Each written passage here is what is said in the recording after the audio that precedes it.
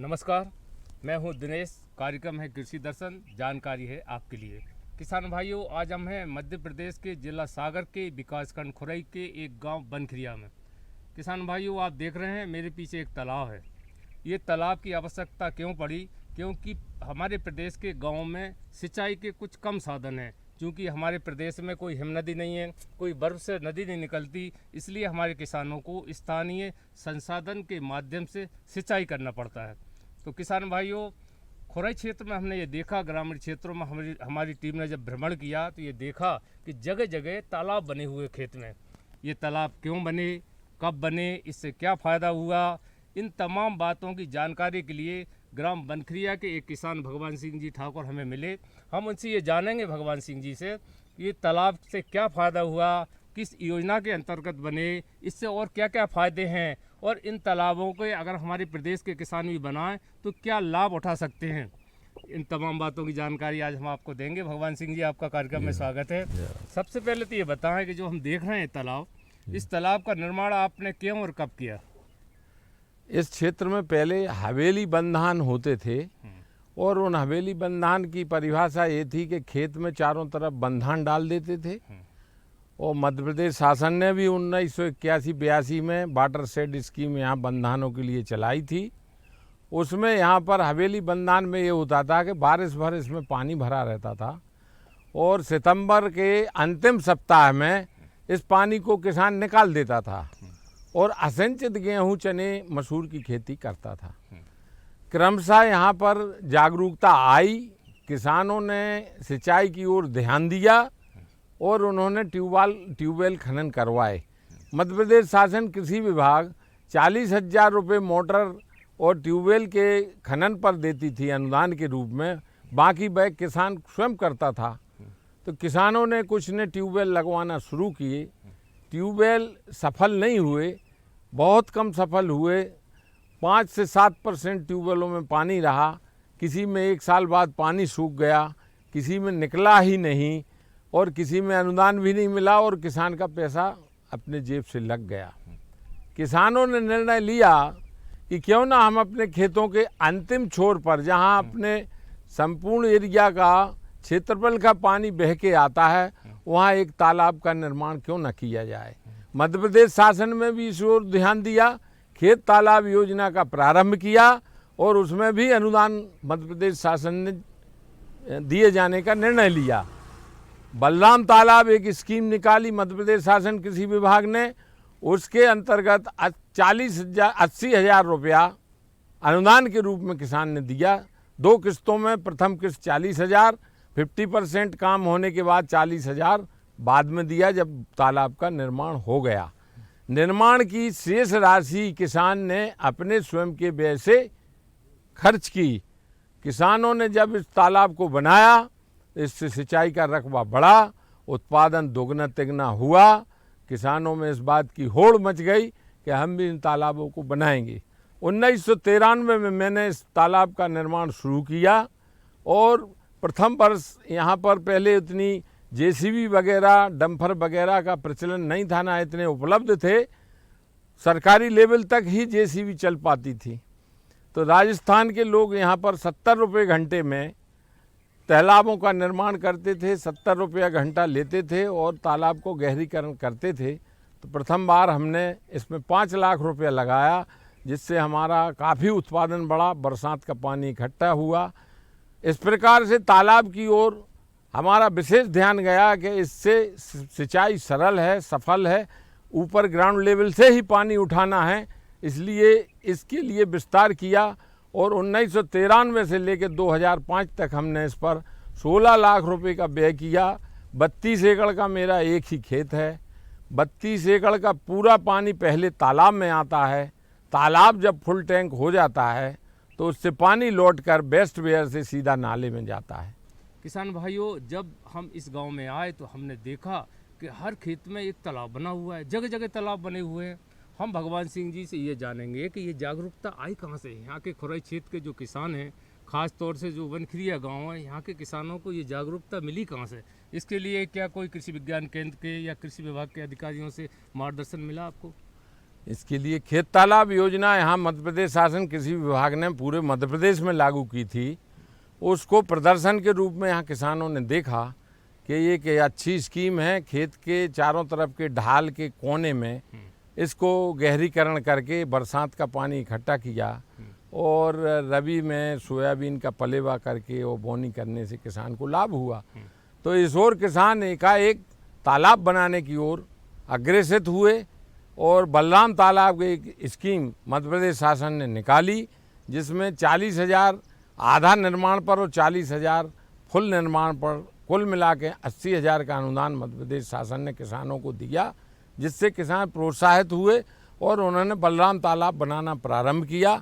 और जब बलराम तालाब के परिणाम सिंचाई के किसान के सामने आए तो किसान में आपस में होड़ मच गई कि ये तालाब हम भी बनाएंगे और हम भी बनाएंगे, और तालाबों को बनना शुरू हुआ।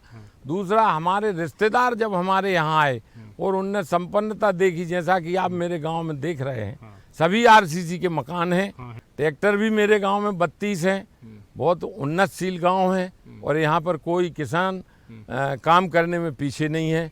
ये जागरूकता मेरे रिश्तेदार पड़ोस के गांव ने देखी, उनमें भी इसकी होड़ लगी और उन्होंने भी बलराम तालाब बनाए। वो लोग तो मछली पालन भी कर रहे हैं और मछली पालन से 5 से 7 लाख 8 लाख कमा रहे हैं। भगवान सिंह जी, आपसे हम मिले, आपकी खेती देखी, आपके आसपास के गांव को हमने देखा, ऐसा लगा कि हमारे प्रदेश के किसान निरंतर आगे बढ़ रहे हैं। आपसे हम मिले, आपसे बातचीत हुई, बहुत बहुत आपको धन्यवाद। किसान भाइयों, कार्यक्रम में अब वक्त है छोटी सी ब्रेक का। ब्रेक के बाद फिर आपसे मिलते हैं। अरे सुन तो। मुझे क्या सुनाना चाहते हो? जो सुनाओ मेरी सौतन को। किसको? अरे वही तुम्हारा मोबाइल फोन जिससे सुबह शाम दिन रात चिपके रहते थे और कहते थे किसान कॉल सेंटर से बातें हो रही हैं। अच्छा, ये बात है। हाँ, क्यों? क्या हुआ? अब बात नहीं होती क्या? अब तो झट से बात हो जाती है। संबंधी समस्याओं का अपनी भाषा में तुरंत हल पाने के लिए पूरे भारत में किसी भी फोन से हेल्पलाइन नंबर पर संपर्क करें। किसानों का दोस्त किसान कॉल सेंटर। किसान भाइयों, आज हम हैं सागर जिले के विकासखंड खुराई के ग्रामीण क्षेत्रों में। गांव की बात जब चली तो आप देख रहे हैं कि गांव में मेरे पीछे तालाब है, तालाब के पीछे अच्छी फसल है, उसके पीछे फलदार वृक्ष हैं और गांव के पक्के कच्चे मकान भी आप देख रहे हैं। यही तो गांव का सौंदर्य होता है, यही तो गांव की प्राकृतिकता रहती है। इस गांव के एक सफल किसान जो बुजुर्ग हैं, उनके पास हम खड़े हैं, साथ में एक नौजवान भी किसान है। तो सबसे पहले उनका परिचय जान लेते हैं। आपका परिचय दें, पूरा परिचय। जी, श्री हमारा रघुवीर सिंह ठाकुर, ग्राम बनखिरिया, तहसील खुरई, जिला सागर के रहने वाले हैं। और तालाब के विषय में, ये तालाब जो खुदवाया है, पहले हमने मैसी ट्रैक्टरों से खुदवाया, राजस्थानी वालों से, फिर सरकार से थोड़ी मदद मिली तो फिर जीपीसी वगैरह से खुदवाया। अच्छा। इससे पूरी खेती सिंचित हो गई हमारी। अच्छा। जब ये तालाब नहीं था तब आप खेती की जो पैदावार कैसे थी, अब क्या फर्क पड़ा? अब तो अच्छी पैदावार होती है। ये सोयाबीन तो नहीं होता है, ये तो बैठ गया इस साल। मगर जो जब मसूर, चने, गेहूं की फसल अच्छी होती है। अच्छा। तो पहले आप सूखी खेती करते? हाँ, सूखी खेती करते, सो मैं कछु नहीं निकलत तो। अच्छा। 2-3 बोरा की एकड़ निकलत, तो अब तो 18-20 बोरा की एकड़ निकल आउत। गेहूँ 10-12 बोरा की, मसूर, चना निकले आउट। हाँ। आप देख रहे हैं, जब तालाब इनके पास नहीं था तो 1 एकड़ में 2 से 3 कुंटल गेहूं निकलता था। अब उसी 1 एकड़ में 15 से 18 कुंटल प्रति एकड़ गेहूं निकलता है। इस सिंचाई की वजह से, इस तालाब की वजह से हुआ। तो आप तालाब में इस साल आप कौन कौन सी फसलें आपने बोई अभी? अभी तो सोयाबीन लगाया है, तो सोयाबीन तो बरसात ज़्यादा अधिक हो गई तो वो छोटा छोटा रह गया। अब बढ़ेगा वो, हिम्मत रखो। अब नहीं बढ़ेगा। और फसल आगे के बारे में बताएं। आगे तो मसूर और चने तो अच्छे होते हैं। अच्छा। हाँ, ये रावनी करके और फिर गेहूँ और चना और मसूर होते हैं। जो हम तालाब देख रहे हैं ना, जहाँ में कितने दिन हो गए बने? इनको हो गए 30 सालें हो गई, 30। अच्छा, तो 30 साल में जो पूरा आपके खेत का पानी इसमें जमा हो जाता है तो साथ में मिट्टी भी बह के आती होगी, जिसे गाद भी कहते हैं। तो उसका क्या करते हैं? उसको बाहर निकाल के और खेतों में डलवाते तो उससे अच्छी उपज होती है। अच्छा। हाँ। अच्छा, तो ये जो खेत में जो गाद जो जमी हुई मिट्टी होती है, इसको पुनः उसको खोदते हैं और अपनी खेत में डाल देते हैं। इससे उस जो पोषक तत्व की जो भरमार हो जाती है, मिट्टी में पौष्टिकता आ जाती है। तो ये दोहरा लाभ हुआ। इसके अलावा इस तालाब के क्या फायदे हो सकते हैं? और अब अभी तो नहर की सुन रहे हैं कि नहर आ रही है। अब नहर आ जाएगी तो फिर मछली पालन करेंगे, सिंगारे लगाएंगे। तो कम लागत हो, खेती बाड़ी में लागत कम हो और पैदावार बढ़े, इसके लिए क्या करना चाहिए किसानों को? अब इसको जैसे पशुपालन से गोबर को खाद है। हाँ, उस गोबर पशु भी रखे हैं। हाँ। तो उसको गोबर खेत में डालते हैं तो पैदावार बढ़ता। हाँ। अच्छा, गोबर खाद और जो अपन बाजार से खाद खरीद के लाए, DAP MEAP, इनमें क्या फर्क है? इनमें गोबर खाद में अच्छा उत्पादन होता है। अच्छा। इतना वो में नहीं हो जितना गोबर खाद में होता हाँ, है। गोबर खाद में अच्छा उत्पादन हो, इसमें वो में नहीं हो। ये रघुवीर सिंह जी बता रहे हैं। इसका मतलब ये है कि हम जो कम लागत में अधिक उत्पादन की कल्पना करते हैं, वो हम अपने गांव में कर सकते हैं पशुपालन के माध्यम से। एक नौजवान किसान भी हमारे बीच में है, आपका परिचय दें। जी, मेरा नाम रविंद्र प्रताप सिंह दांगी ठाकुर। मैं ग्राम बनखिरिया, तहसील खुरई, जिला सागर का निवासी हूँ। मैं भी किसान हूँ। आप अपने बारे में ये बताएं, कितनी ज़मीन है, कौन कौन सी फसल लेते हैं और आजकल की जो नई तकनीक है उसका उपयोग कैसे कर रहे हैं? मेरे पास 30 एकड़ ज़मीन है जो पूर्णतः सिंचित है। और ये हमारे गांव में जो तालाब वगैरह हैं, हर किसान के पास लगभग तालाब है, बहुत गहरे हैं। और इसी से हम खेती करते हैं। पानी ज़्यादा होने के कारण अब हमें ये भी प्रॉफिट होने लगा है कि हम साल में 3 फसलें लेने लगे। पहले क्या होता था कि बरसात ख़त्म होने के बाद अक्टूबर नवंबर में ये फसल बो दी, उसी से चल जाता था। लेकिन अब पानी हो गया है तो बरसात में भी मूंग, सोयाबीन, मक्का लगाने लगे हैं। और वो रबी की फसल अपन लेते ही हैं। और पानी अधिक होने के कारण गर्मियों में मूंग की बुवाई भी होने लगी है। तो इससे हम लोगों को बहुत फ़ायदा है। किसान भाइयों, ज़रूरत आविष्कार पैदा करती है। ये इनका ये कहना है कि पहले हमारे पास पैदावार कम होती थी, लेकिन ज़रूरत जब समझी कि सिंचाई की आवश्यकता है तो इसके लिए इन्होंने तालाब का निर्माण करवाया। तो तालाब का जो निर्माण करवाया है, तो इसके लिए क्या कृषि विभाग या कृषि विज्ञान केंद्र के लोगों के माध्यम से आपको मार्गदर्शन मिला? अब वो तो मैं नहीं कह सकता, लेकिन हमारे सबसे शुरू में श्री भगवान सिंह ठाकुर जो SADO हैं, और हमारे ताऊ जी भी हैं। तो सबसे पहले तो उन्होंने गांव में तालाब खुदवाया था। फिर उन्हीं की प्रोत्साहन से गांव में हमने भी, और लगभग 20-25 तालाब हो गए हर किसान के पास है। और फिर हाँ, सरकारी योजनाओं से भी कुछ लाभ मिला। बलराम तालाब योजना से भी हम लोगों ने कुछ, और कुछ घर से भी। तो इस तरह तालाब बन चुके हैं। कृषि अपन को जैसे अगर उसमें अपन कर ही रहे हैं, तो अब ये नहीं सोचना चाहिए कि सिर्फ ये हमारे माता पिता पूर्वजों ही का काम है। नए युवाओं को भी उसमें आगे लेकर इंटरेस्ट रखना चाहिए, यही कहना चाहता हूँ। बहुत बहुत धन्यवाद, आपने आप जैसे किसानों को हमें अच्छी जानकारी दी। बहुत बहुत धन्यवाद। तो रघुवीर सिंह जी, आपने तो बड़ी मूल बात बताई है। बहुत बहुत धन्यवाद। किसान भाइयों, कार्यक्रम में अब वक्त है छोटी सी ब्रेक का। ब्रेक के बाद फिर आपसे मिलते हैं।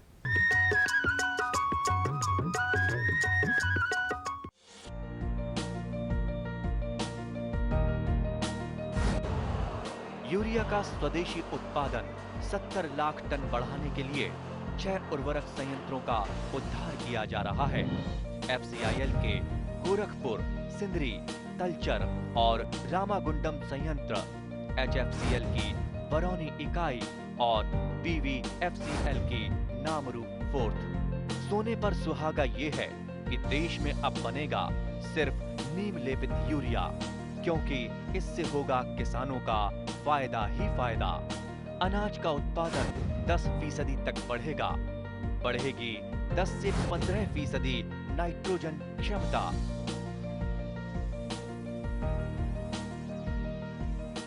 आज हम हैं जिला सागर के ग्रामीण क्षेत्रों में, एक गांव में हम आए हैं। आप देख रहे हैं कि हमारे पीछे तालाब है, खेती बाड़ी अच्छी, यहाँ संपन्न किसान लग रहे हैं। हमारे साथ इस गांव के एक सरपंच के भाई हैं जो पढ़े लिखे किसान हैं, एक सफल किसान हैं। उनसे हम परिचय जानते हैं और फिर खेती बाड़ी के बारे में उनसे जानकारी लेते हैं। आपका परिचय दें। मेरा नाम शिव कुमार ठाकुर है, ग्राम बनखिरिया, तहसील खुरई, जिला सागर, MP का रहने वाला हूँ। अच्छा अच्छा। मैं एक किसान हूँ। मेरा भाई BSc AG इंदौर सीहोर से की है उसने, वो अभी वर्तमान में सरपंच हैं और उनके द्वारा भी कार्य हो रहे चल रहे हैं। नल जल योजना है, पानी की टंकी है, रोडों का काम है, नाली वगैरह हैं। ये काम सुचारू रूप से चालू है और आगे चल भी रहे हैं काम। हाँ, तो ये बात तो हो गई ग्राम विकास की। हाँ। ग्राम विकास के साथ साथ कृषि विकास बहुत आवश्यक है, क्योंकि गांव अर्थात किसानों को जब तक कृषि उन्नत के तौर तरीके नहीं बताए जाएंगे तो किसान सफल नहीं हो सकता। तो उन्नत कृषि के लिए आगे बढ़ाने के लिए यहाँ जो सिंचाई के हम जो तालाब देख रहे हैं, शुरुआत कैसे हुई? शुरुआत तो स्टार्टिंग हमने बोला ना आपसे, BS ठाकुर ने की है। उनका देख के हाँ। हर व्यक्ति ने 20-22 आदमियों ने ये तालाब का निर्माण किया है। कुछ शासन से भी लाभ मिला है बरलान तालाब में और कुछ किसानों ने भी लगाया है। अगर 25% शासन ने दिया है तो 75% किसान ने लगाया है और कम से कम 50.1 एकड़ में तालाब बने हैं और उनका लाभ लेके आगे जागरूक हो रहा है किसान। जी जी। खेती में विकास हो रहा है। अब पहले क्या है कि आदमी बखर बैलों की खेती होती थी, करते थे। बिल्कुल सच्ची कह रहा है। हर नारी से करते थे और पानी कब दो 3 साल में कभी ईश्वर दे दे, भगवान भरोसे पानी तो ठीक है, वो माहौल मिल जाती थी। अब हमारे यहाँ का किसान जितना भी पानी देना चाहे उतना दे सकता है। हाँ, अगर ये तालाब बन गए तो। हाँ, इनमें कुछ और काम हो जाए, माने जो पुर गए हैं, माने 10-10, 15-15 साल हो गए हैं और शासन इनके लिए कुछ सहयोग राशि प्रदान कर देवे योजनाओं के माध्यम से, तो आगे भी और विकास हो सकता है। हाँ। किसान भाइयों, किसान की जागरूकता केवल एक ही बात से लग सकती है। जे अभी ये कह रहे हैं भाई साहब किसान के पहले केवल भगवान पानी बरसात देते, अर्थात मानसून पे आधारित थे, लेकिन अब ऐसी बात नहीं है। अब इन्होंने जल का जो है स्टोर कर लिया है, जल संग्रहण क्षमता भूमि की इन्होंने बढ़ा दी है खेत तालाब योजनाओं के माध्यम से। और इनका ये भी कहना है कि शासन और ऐसी नई योजना लागे, कोई ऐसी ले आए तो और आगे बढ़ सकते हैं। और शासन की ऐसी अनेक कल्याणकारी योजनाएं चल रही हैं जो हम कृषि दर्शन कार्यक्रम के माध्यम से अपने देश और प्रदेश के किसानों को समय समय पे बताते हैं। तो इसके लिए क्या कृषि विज्ञान केंद्र जो होते हैं यहाँ का सागर में है जी, तो वहाँ के जो वैज्ञानिक हैं जी, उनसे भी आप संपर्क करते हैं या उनके माध्यम से मार्गदर्शन प्राप्त करते हैं? जी, करते हैं। हाँ जी जी, वो बताते हैं, आते हैं। हाँ, खुरी कृषि विभाग से आते हैं, वो बताते हैं। हाँ। तो कृषि विभाग के अधिकारी और कृषि विज्ञान केंद्र के वैज्ञानिक यहाँ गांव में भ्रमण करते हैं समय समय पर। हाँ, आते हैं। हाँ जी जी। और कुछ आप कहना चाहेंगे अपने जैसे किसान भाइयों के लिए? किसान भाइयों को ये है कि भाई खेती में विकास करें, सिंचाई का साधन पूर्ण करें, कृषि यंत्रों को करें। हमने ये देखा कि तालाब के एक कोने पर जहाँ पानी का बह के जाता है वहाँ ये तालाब बने हुए हैं। अब सवाल इस बात का है कि खेत की जो उर्वरक मिट्टी होती है वो एक साथ जैसे तेज़ बरसात हुई बह के इसमें आ जाती है। तो इसके लिए जागरूक किसान क्या करते हैं कि वो मिट्टी का कटाव भी नहीं हो और पानी भी बहकर तालाब में जाए? बताएं। क्या है कि जहाँ से स्टार्ट होता है, हाँ। इस तरफ भी किसान लगा और इस तरफ भी किसान लगा, तो वो नाला है। नाला है तो वहाँ आगे चल के 1000 फुट पे पुलिया बना दी। ये बनी पुलिया, जैसे यहाँ बनी है पुलिया बना दी, तो पानी ओवर का पानी निकल जाएगा और जो रेसा है जो वो वहाँ छिकता जाएगा। ये तालाब भरा तो आगे दूसरे तालाब में पानी पहुँच गया वहाँ पुलिया बंदी है। अच्छा। तो पानी वो तालाब भरेगा और उसके ओवर से वो पानी निकल जाएगा, ओवर पानी निकलता जाएगा। ऐसे 20-22 तालाब हैं, सब नाले नाले में पूरे तालाब बने हैं। हाँ, और जिसका अब नहीं है तो वो क्रास ले लेता है। जैसे साहब का तालाब है ये, उनने यहाँ से क्रास ले लिया, यहाँ से क्रास ले लिया, तो पानी ये भर रहा है सब देखा। हाँ। तो ये हमने देखा, ये बता रहे हैं ये किसान भाई कि जैसे खेत का पानी एक तालाब में इकट्ठा होगा एक कोने पे, उस तालाब के से मिट्टी साथ बह के दूसरी जगह नहीं चली नहीं जाती। इसके लिए जगह जगह बंधान बनाए गए हैं। हाँ। उससे ओवरफ्लो होकर दूसरे तालाब में जाता है। ऐसे ही बंधान दूसरे खेत में बना हुआ, ऐसे मिट्टी अपने खेत की अपने खेत में रहे, अपने खेत का पानी अपने खेत में रहे। ऐसी खेत तालाब योजना की जो हम देख रहे हैं, ऐसी यहाँ तकनीकी जानकारी हमें उपलब्ध मिली है। अब एक बात और बताएं आप कि हमारी जो गांव में माताएं बहनें रहती हैं जी, वो न केवल घर गृहस्थी का पूरा काम करती हैं पर खेती बाड़ी में वो मार्गदर्शन देती हैं। उनकी भूमिका के बारे में बताएं। अब हमारे यहाँ तो कुछ महिलाएं हैं, समूह चला रही हैं, कुछ उद्योग भी चल रहे हैं, सुचारू रूप से चालू भी है, वो कर रही हैं। और जब समय आता है तो खेती बाड़ी में सहयोग भी करती हैं। हाँ। आपने हमें बहुत अच्छी और सटीक जानकारी दी, बहुत बहुत धन्यवाद आपका। जी। किसान भाइयों, अब वक्त है खबरें खेती का, आइए देखते हैं। नमस्कार किसान भाइयों, खबरें खेती की में आपका स्वागत है। सबसे पहले एक नजर कृषि से जुड़े आज के प्रमुख समाचारों पर। प्रधानमंत्री फसल बीमा योजना की राशि जारी, पशुपालन को दें बढ़ावा, 10 लाख सोलर पंप लगाए जाएंगे, जैविक खेती से मिला मान सम्मान और लाभ, और रीपर कृषि यंत्र पर अनुदान। और चलिए देखते हैं समाचारों को विस्तार से। मध्य प्रदेश के 14 लाख से अधिक किसानों के खातों में प्रधानमंत्री फसल बीमा योजना के तहत राशि जारी कर दी गई है। केंद्रीय कृषि एवं किसान कल्याण और ग्रामीण विकास मंत्री शिवराज सिंह चौहान ने राजस्थान के झुंझुनू में आयोजित एक कार्यक्रम में डिजिटल रूप से किसानों को राशि जारी की। इस अवसर पर उन्होंने कहा कि यह मात्र एक योजना ही नहीं बल्कि विभिन्न योजनाओं के माध्यम से सरकार किसानों की जिंदगी सुखद बनाने का कार्य कर रही है। श्री चौहान ने कहा कि फसलों पर वायरस अटैक की स्थिति में यदि किसानों द्वारा जानकारी साझा की जाएगी या मात्र एक फोटो के जरिए भी सूचना दी जाएगी तो मदद के लिए वैज्ञानिकों की टीम तुरंत किसानों के पास गांव पहुंचेगी। केंद्रीय मंत्री ने बताया कि खरीफ फसल के बाद अब रबी की फसल के लिए भी विकसित कृषि संकल्प अभियान के तहत वैज्ञानिकों की टीम गांव-गांव जाएगी और किसानों को खेती व शोध की सही जानकारी देगी।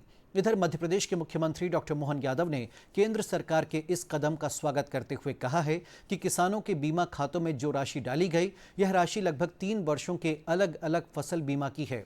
उन्होंने कहा कि यह देश के अन्नदाता किसानों के प्रति संवेदनशीलता ही है कि केंद्र सरकार द्वारा हाल ही में समाप्त हुए वित्त वर्ष तक की फसल बीमा राशि पात्र किसानों को दे दी गई है।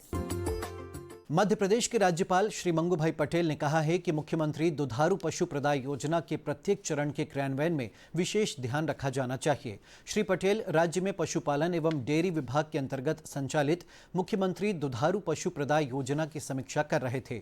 उन्होंने कहा कि मुख्यमंत्री दुधारू पशु प्रदाय योजना अति पिछड़ी जनजातियों के कल्याण की महत्वाकांक्षी योजना है। यह बैगा, भारिया और सहारिया जनजातियों के जीवन स्तर को बेहतर करने वाली योजना है। इन जनजातियों में पशुपालन को बढ़ावा दिए जाने के लिए विशेष प्रयास किए जाने चाहिए। राज्यपाल ने कहा कि पशुपालन विभाग पात्र और गरीब हितग्राहियों के लिए विशेष संवेदनशील रहे, उनके लिए हमेशा मदद के भाव से काम करे। इस मौके पर पशुपालन एवं डेयरी राज्य मंत्री लखन पटेल ने अधिकारियों को निर्देश दिए कि मुख्यमंत्री दुधारू पशु प्रदाय योजना की सफलता के लिए सतत मॉनिटरिंग आवश्यक है। विभाग इसके लिए आवश्यक व्यवस्था बनाए जिससे कोई हितग्राही इसके लाभ से वंचित न रहे। राज्य में प्रधानमंत्री कृषक मित्र सूर्य योजना के अंतर्गत सरकार द्वारा किसानों को सोलर पंप खरीदने के लिए 90% तक की सब्सिडी दी जाती है। प्रदेश भर में इसके लिए अभियान चलाया जा रहा है। प्रदेश में आगामी वर्ष तक 10 लाख सोलर पंप स्थापित किए जाएंगे। यह जानकारी मुख्यमंत्री डॉक्टर मोहन यादव की अध्यक्षता में नवीन एवं नवकरणीय ऊर्जा विभाग की समीक्षा बैठक में दी गई। मुख्यमंत्री ने अधिकारियों को निर्देश दिए कि किसानों को योजना का लाभ दिलवाते हुए सोलर पंप स्थापना में पूर्ण सहयोग किया जाए। बैठक में बताया गया कि किसानों को खेतों में सोलर पंप की स्थापना से जहां सामान्य बिजली के उपयोग पर होने वाले अत्यधिक खर्च से मुक्ति मिलेगी, वहीं इस नवाचार के अन्य किसान भी प्रेरित होंगे। इसके लिए किसानों में जागरूकता बढ़ाने के प्रयास भी किए जाएंगे। आने वाले समय में प्रदेश में यह भी संभव होगा कि किसान उत्पादित ऊर्जा का विक्रय कर सकेंगे। हरदा जिले के नयापुरा गांव के किसान जय नारायण राय ने जैविक खेती कर न सिर्फ प्रदेश बल्कि राष्ट्रीय स्तर पर भी अपनी पहचान बना ली है। गाय पर आधारित खेती को अपनाकर उन्होंने न सिर्फ अपनी जमीन को उपजाऊ बनाया बल्कि अन्य किसानों के लिए भी प्रेरणा बन गए हैं। श्री राय का कहना है कि अगर हम अपने खेत में गाय के गोबर से बनी खाद, गौमूत्र आदि का उपयोग करें तो हम अपने अनाज को शुद्ध करने के साथ साथ अपने भविष्य को भी सुरक्षित बना सकते हैं। श्री राय के लिए सफर आसान नहीं था। जैविक खेती अपनाने की शुरुआत में उन्हें विरोध और मजाक का सामना करना पड़ा, लेकिन जब उनकी मेहनत रंग लाई तो अन्य किसान भी उनसे मार्गदर्शन लेकर जैविक खेती अपनाने लगे। 72 साल की आयु में भी जय नारायण राय देश प्रदेश में घूम घूम कर किसानों को और छात्रों को प्रशिक्षित कर रहे हैं। इसके साथ ही गांव में गौशाला बनाने के लिए भी लोगों को प्रेरित कर रहे हैं। श्री राय को उनके इस कार्य के लिए कई पुरस्कारों से नवाजा गया है। आज के समय में फसल कटाई के दौरान किसानों को मजदूरों की कमी से जूझना पड़ता है, जिससे कटाई में देरी सहित फसल की लागत भी बढ़ रही है। इसके चलते फसल कटाई में कृषि मशीनों का उपयोग बढ़ा है। बाजार में कई तरह के रीपर कृषि यंत्र उपलब्ध हैं जो फसल कटाई को आसान बना देते हैं। सरकार इनकी खरीदी पर किसानों को सब्सिडी भी देती है। केंद्र सरकार द्वारा देश भर में सब मिशन ऑन एग्रीकल्चर मैकेनाइजेशन योजना चलाई जा रही है। योजना के अंतर्गत किसानों को स्वचालित वर्टिकल कन्वेयर रीपर पर अनुदान दिया जाता है। योजना के तहत अनुसूचित जाति, अनुसूचित जनजाति, लघु, सीमांत एवं महिला किसानों को कृषि यंत्र की कीमत पर 50% एवं अन्य वर्ग के किसानों को 40% तक की सब्सिडी दी जाती है। तो किसान भाइयों, खबरें खेती की में इतना ही। मुझे दीजिए अनुमति। नमस्कार। तो किसान भाइयों, अभी आपने देखा कि किसान ये सोच ले कि मुझे खेती में सफल होना है तो उसके लिए कोई उनको नहीं रोक सकता। ज़रूरत इस बात की है कि किसान सिंचाई के साधन बढ़ाए, जैसे खेत तालाब योजना का लाभ उठाएं। फिर जब इस तालाब से सिंचाई होगी तो फसल बढ़ेगी। इसमें पशुओं को भी पालना हो सकता है, पानी पी सकते हैं, जो सबसे बड़ी समस्या है। उत्पादन तो बढ़ेगा। अगले कृषि दर्शन में ऐसी नई जानकारी के साथ आपसे मिलेंगे। तब तक के लिए नमस्कार।